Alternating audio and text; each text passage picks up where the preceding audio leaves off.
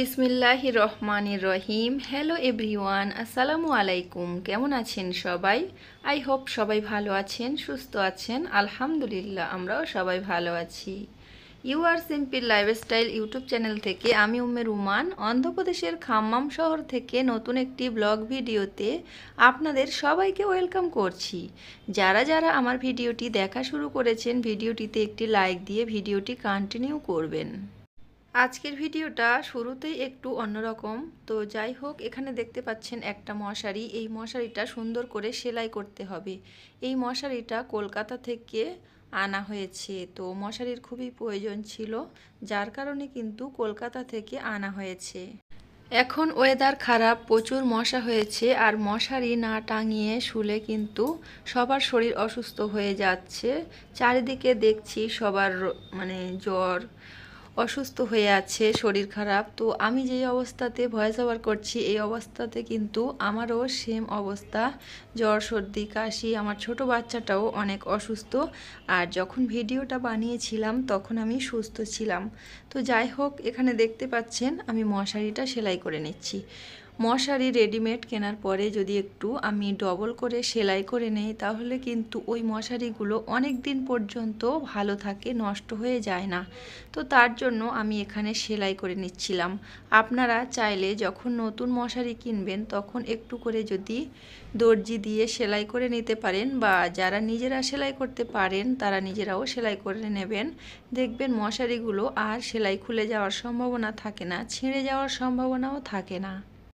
কলকাতা থেকে একজন আসছিল, তার কাছে টাকা পাঠানো হয়েছে মশারি কিনে আনার জন্য, আর সে মশারিটা কিনে এনেছে। তাই মশারিটা সেলাই করছি যখন একটু ভিডিও ক্যাপচার করে নিয়েছি। আর এই ভিডিওটা করেছিলাম রাতের বেলা, তো আর কোনো ভিডিও করিনি। এখন সকালবেলা, সকালবেলা বলতে নাস্তা পানি খাওয়ার পরে রান্না করছি। ভাবলাম ছোট্ট একটু ভিডিও ক্যাপচার করে নেই, আপনাদের সঙ্গে শেয়ার করব। গরুর মাংস আলু দিয়ে রান্না করেছি আর ভাত রান্না করেছি। এখন আমি গ্যাস ওভেনটা সুন্দর করে মুছে নিচ্ছি। খুব স্পেশাল করে মুছে নিচ্ছি না, হাতে সময় খুবই কম, তার কারণে কিন্তু হালকা পাতলাভাবে মুছে নিচ্ছি।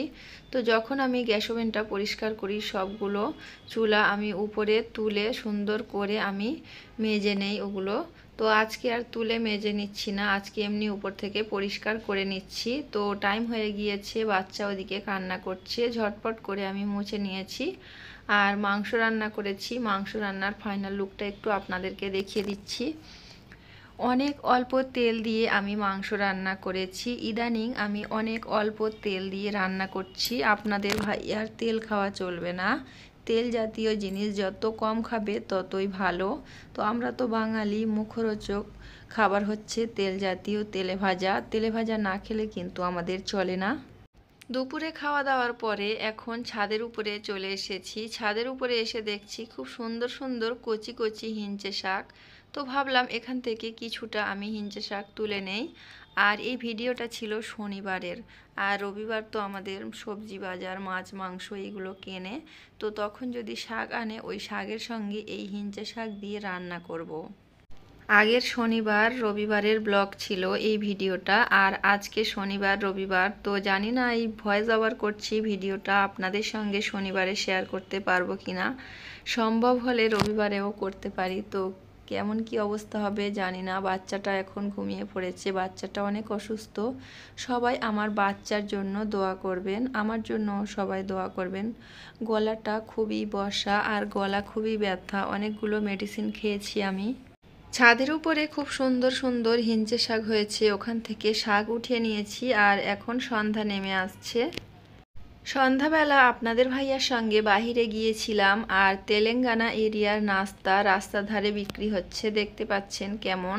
তো এগুলোর নাম আমি তেমন একটা জানি না। তো এই নাস্তা এখন কেনা হচ্ছে, সবাই মিলে আমরা এই নাস্তা খাবো। প্রথম প্রথম এই নাস্তাগুলো খেতে পারতাম না, এখন যেহেতু অনেক দিন এখানে আছি তাই কিন্তু সেটিং হয়ে গিয়েছে, সব কিছু এখন খেতে পারি। নাস্তা খেয়ে এখন চলে এসেছি গজ কাপড়ের দোকানে, এখান থেকে কিছু কাপড় কিনবো। তো একটা অনুষ্ঠান আছে, যদি সম্ভব হয় আপনাদের সঙ্গে শেয়ার করব। তো তার জন্য আমরা এখানে কাপড় কিনতে এসেছি। আর খুব সুন্দর সুন্দর কাপড় পাওয়া যাচ্ছে, আর অনেক দাম ছিল এই কাপড়ে। তো এগুলো দেখছিলাম আর ভিডিও করছিলাম, আর কোনটা কি কিনেছি পরবর্তী ভিডিওতে আর কেমন কি করেছি সেগুলো পরবর্তী ভিডিওতে আপনাদের সঙ্গে শেয়ার করার চেষ্টা করব। এখানে বিভিন্ন ধরনের কাপড় আছে, বিভিন্ন ধরনের কাপড়ের বিভিন্ন ধরনের দাম। তো এক একটা কাপড়ের দাম 60 টাকা মিটার, 100 টাকা মিটার, আবার 250 টাকা মিটার, 300 টাকা মিটার। এই কাপড়গুলো 400 টাকা মিটার। তো যত সুন্দর হবে মানে তার দামও বেশি। তো যাই হোক, ওখান থেকে কাপড় নিয়ে এখন চলে এসেছি। আর এখন সকালবেলা রুটি করেছিলাম আর তরকারি করেছিলাম। এটা ছিল রবিবারের ভিডিও। রুটি তরকারি সকালে নাস্তা করেছি। এখানে গাজর আলু দিয়ে আমি রান্না করেছি আর রুটি করেছি। এটাই ছিল আমাদের সকালের নাস্তা। সকালে নাস্তা খেয়েছি, সবাইকে প্রথমে খাইয়ে দিয়েছি, মানে খেতে দিয়েছি, ওরা খেয়েছে। ওদেরটা কোনো ভিডিও করিনি, আমি যখন খাচ্ছিলাম একটু ভিডিও করে নিয়েছি। তারপরে চা বসিয়েছিলাম, দুধ চা। তো দুধ চাও খাওয়া হয়েছে, দুধ চাটা সুন্দর করে ছেঁকে নিয়েছি। আর আমার বড় ছেলেটা চা খেতে পছন্দ করে। বাচ্চাদের চা খাওয়া ভালো নয়, তারপরেও তারা খেতে পছন্দ করে, তার জন্য কিন্তু চা বানিয়েছি। আমরা দুইজনে 2 কাপ খেয়েছি আর বাচ্চাটাও খেয়েছে। রবিবার আমাদের মাছ মাংস কোনো না কোনো কিছু আনে, কখনো মাছ আনে কখনো মাংস আনে। তো মাছ মাংস একসঙ্গে আনে না। আমরা কিন্তু মাত্র 200 টাকা 250 টাকা খরচ করে পুরো সপ্তাহ পার করে দিই। মানে মাছ মাংসর মধ্যে কোনো কিছু একটা কিনি 250 টাকার মধ্যে, 200 টাকার মধ্যে, কখনো মাছ কখনো মাংস। অনেক সময় আবার 100 টাকার মাছ আনা হয়, যখন সস্তা হয় আর কি, তখন 100 টাকা হয়। তো এই মাছগুলো নিয়েছে 200 টাকা। তো এই 200 টাকার মাছ কিনে কিন্তু পুরো সপ্তাহ চালিয়ে দিয়েছি। আজকে কিন্তু শনিবার, আমাদের এই মাছ ফিনিশ হয়ে গিয়েছে। আর এই মাছগুলো আমি সুন্দর করে কেটে নিয়েছি। অনেকে বলতে পারেন 200 টাকার মাছ বা মাংস কিনে পুরো সপ্তাহ কিভাবে চালান। তো আমরা এইভাবে কিন্তু অনেক আনন্দ সহকারে আমাদের দিন চলে।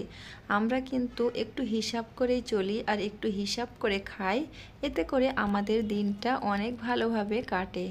তাছাড়া আমরা তো মধ্যবিত্ত ফ্যামিলির মানুষ, আমরা চাইলে যত টাকা ইনকাম করব তত টাকা খেয়ে নেব, এটা তো সম্ভব নয়।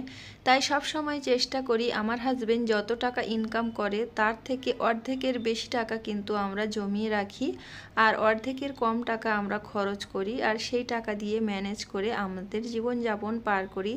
অর্ধেকের বেশি টাকা রেখে দেওয়ার কারণ হচ্ছে আমরা এসেছি অন্ধ্রপ্রদেশে টাকা ইনকাম করতে এবং টাকা জমাতে। আমরা যদি এখান থেকে টাকা ইনকাম করে সেই টাকা সব খরচ করে দিই, তাহলে কিন্তু দেশে মানে কলকাতায় গিয়ে কোনো কিছু টাকা থাকবে না। তার জন্য কিন্তু এখান থেকে আমরা হিসাব করে করে সংসার চালাই, আর হিসাব করে করে খাওয়া দাওয়া করি, হিসাব করে করে কেনাকাটা করি। তো যাই হোক, এখানে দেখতে পাচ্ছেন মাছগুলো সুন্দর করে ধুয়ে নিয়েছি। এই মাছগুলো ধুইতে তেমন একটা কষ্ট হয়নি, কারণ একটু সাইজে বড় ছিল। আর আপনাদের ভাইয়া এই মাছ পরিষ্কার করে দেয়নি, সে একটু ব্যস্ত ছিল, কাজে চলে গিয়েছিল মাছ কিনে দিয়ে। রবিবার তার কাজ পড়েছে, আজকে আর্জেন্ট কাজ ছিল, যার কারণে চলে গিয়েছে। আমি একা হাতে মাছ পরিষ্কার করেছি, বাচ্চাদের সামলেছি। আর এই ভিডিওটা করে দিয়েছিল আমার বড় ছেলে, খুব নাড়াচড়া করেছে। তো যাই হোক, সে যেমন করে দিয়েছে আপনাদের সঙ্গে শেয়ার করে দিচ্ছি। খুব ইচ্ছা করে আপনাদের সঙ্গে সুন্দর সুন্দর ভিডিও উপহার দেওয়ার জন্য, কিন্তু এখন এমন পরিস্থিতি, ছোট বাচ্চাটা একদম দুষ্টুমি কম করে না। সে আমার কোল থেকে নিচে নামতে চায় না, স্ট্যান্ডে ফোন রাখলে ফোন ফেলে দেয়। তখন ছোট ছিল আর ছোটবেলায় একটু হলেও দুষ্টুমি কম করতো, আর এখন বেশি দুষ্টুমি করে। আমার কাছে মনে হচ্ছে কথা বলাও শিখে গিয়েছে, সব কিছু চাওয়া শিখে গিয়েছে, যার কারণে আমি এখন অনেক পরিস্থিতি খারাপের মধ্যে আছি। তো সবাই দোয়া করবেন, আমার হয়তো ছেলেটা 2-4 মাস পরে হয়তো আরও একটু ভালো হয়ে যাবে। তো সেই অপেক্ষায় আছি। এখন বাচ্চাটাকে সুন্দর করে মানুষ করে করে নিচ্ছি, কারণ আমরা মায়েরা সব সময় চেষ্টা করি আমাদের বাচ্চারা সুন্দর মতো মানুষ হোক। তো তার জন্য বাচ্চাকে একটু বেশি সময় দিচ্ছি বাচ্চার পিছনে। আর ইউটিউবের পিছনে একটু কম সময় দিচ্ছি। যেসব আপুদের আমার খুব ভালো লাগে সেই সব আপুদের ভিডিওগুলো আমি চালিয়ে রাখছি। 5-6 দিন ভিডিও দিচ্ছি না। আমি প্রত্যেক দিন ভাবি আজকে ভিডিও দেবো, কালকে ভিডিও দেবো, এইভাবে কিন্তু চলছে, কিন্তু ভিডিও আর দেয়া হচ্ছে না, ভয়েস ওভার করা হচ্ছে না। বাচ্চা ঘুমাচ্ছে না, আবার বাচ্চা যখন ঘুমায় বড় ছেলেটার স্কুল থেকে আনার সময় হয়ে যাচ্ছে, যার কারণে কিন্তু আমি আর ভিডিওতে ভয়েস ওভার করতে পারছি না। বড় ছেলেটাকে স্কুল থেকে এনে দেখছি আমার বাচ্চা উঠে পড়েছে ঘুম থেকে, তো বিভিন্ন পরিস্থিতিতে আর কিন্তু ভয়েস ওভার করা হচ্ছে না। তাছাড়া সে প্রেশার কুকার নিয়ে খুব সাউন্ড করে, তো যদি আমার খুব ইচ্ছা হয় তাহলে কিন্তু ওই রকম ভিডিও আপনাদের সঙ্গে শেয়ার করব, না হলে কিন্তু করব না। কারণ আমার শরীরটাও অনেকটা খারাপ ছিল, যার কারণে কিন্তু করা হয় না। ইউটিউবে যদি আমি ভিডিও আপলোড না করতে পারি আমার কাছে কিন্তু ভালো লাগে না। তো অনেক দিন পরে একটা ভিডিও আপলোড করছি আর উল্টোপাল্টা বকবক করছি, জানি না ভিডিওটা আপনাদের কাছে কেমন লেগেছে। তারপরেও এই ভিডিওটা আপনাদের সঙ্গে শেয়ার করে দেব। ভিডিওর কোনো অংশে ভালো লেগে গেলে ভিডিওটিতে একটি লাইক দিয়ে দেবেন। আর যদি আপনাদের বেশি ভালো লেগে যায়, এখনও পর্যন্ত আমার চ্যানেলটি সাবস্ক্রাইব করেননি, আমার চ্যানেলটিতে সাবস্ক্রাইব করে রাখতে পারেন। এই মাছ খেতে ভীষণ ভালো লাগে, বড় বড় সাইজের পুঁটি মাছ। তো সবগুলো ভাজা করে নিয়েছি, সেই সাথে আমি ঝিঙে দিয়ে আর পুঁইশাক দিয়ে আলু দিয়ে মাছ দিয়ে রান্না করেছি, আর এই পুঁটি মাছ ভাজা করেছি। রবিবারের এই ছিল আমাদের খাওয়া দাওয়া। সন্ধ্যার পরে আপনাদের ভাইয়া জিলাপি এনেছিল, সেটাও খেয়েছি আর আপনাদের সঙ্গে একটু শেয়ার করে দিয়েছি। পুরো ভিডিওটি আপনাদের কাছে কেমন লেগেছে অবশ্যই জানাবেন। সবাইকে সুস্বাস্থ্য কামনা করে এবং পরবর্তী ভিডিও দেখার আমন্ত্রণ জানিয়ে আজকের ভিডিওটি এখানে শেষ করলাম।